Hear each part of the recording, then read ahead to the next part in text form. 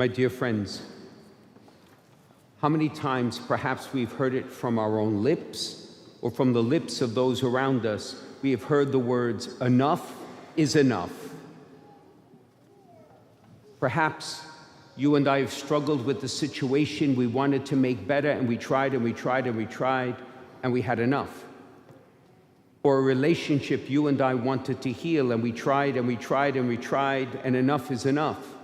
It is a natural human response to a situation, problem, or challenge that we simply can't solve or heal or make better.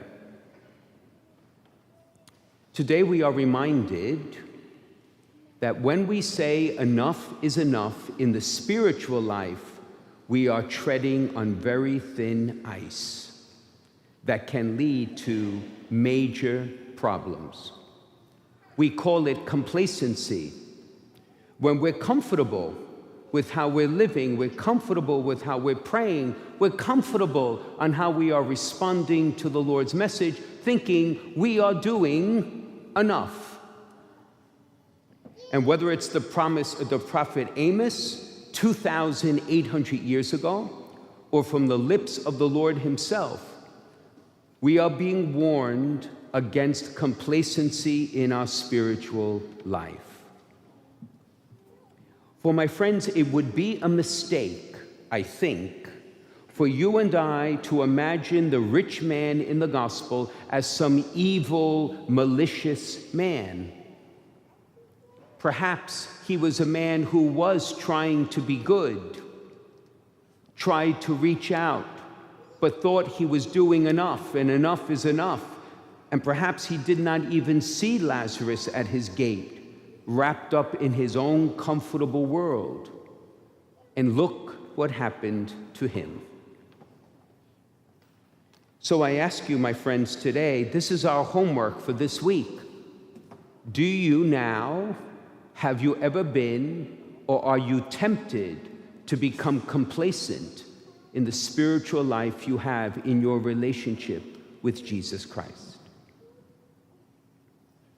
And if you're wondering to yourself, well, how would I know I'm complacent? Allow me to give you some examples. How many times have you and I sat down to pray, and when it's over, we don't even remember what we prayed?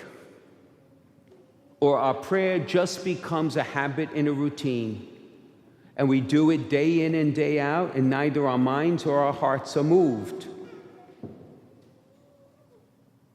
How many times have you and I gone to confession and we say the same thing over and over and over and over again?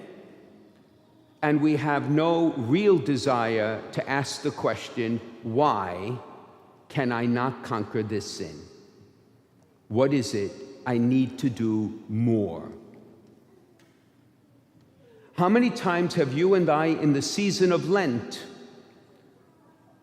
got to Ash Wednesday morning and said, I have to do something for Lent. I'll do what I did last year. It only happens to be the same thing I did the year before and the year before and the year before. Because we think that's enough. And the list can go on and on and on. Spiritual complacency, my friends, is a spiritual poison. Because the Lord will always ask for more. He will never ask for the impossible, never, but he will always gently ask for more. And are we ready to say yes? For if we do not, we can become blind, like the rich man in the gospel, who interestingly has no name. For perhaps you and I can put my name to him. Next week, when we're together at Mass, I will give you some ideas on how to break complacency. I myself will reflect upon it in my own life, but this much I ask of you today.